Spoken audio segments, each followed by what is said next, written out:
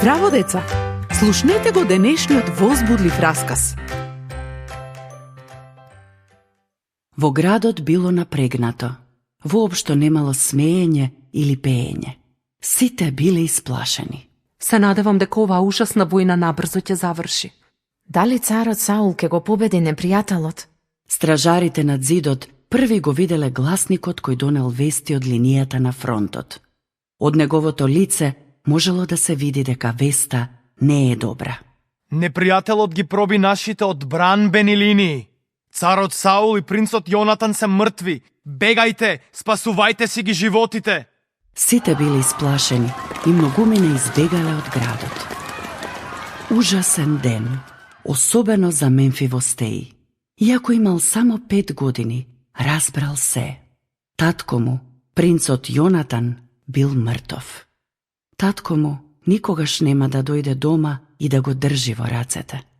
Татко му никогаш нема да го однесе да стрела со лак и стрела или да му раскажува приказни.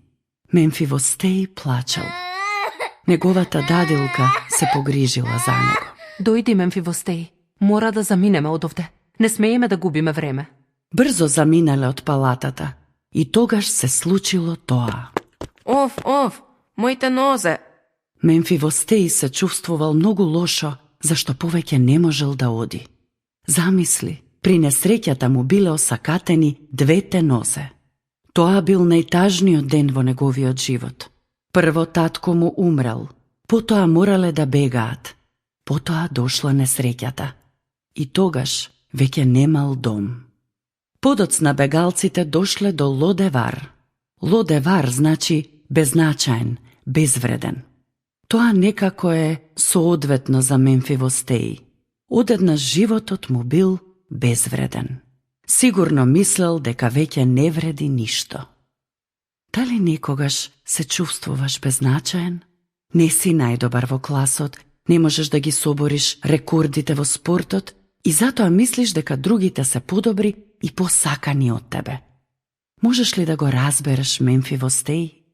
Живеел вака многу години во Лодевар. Најдобар пријател на татко му бил Давид. Кога станал цар на Израел, одел замислен во палатата. Сива, мој слуго, дали некој се уште е жив од семејството на Саул? Да, синот на Јонатан, сакатиот Мемфивостеј. А каде е тој? Живее во Лодевар. Што направил царот Давид? Ке ти раскажам во следната драма. До следното слушање. Ако сакаш да не контактираш или ако имаш прашање, пиши ни на radio7kids@gmail.com. Чао!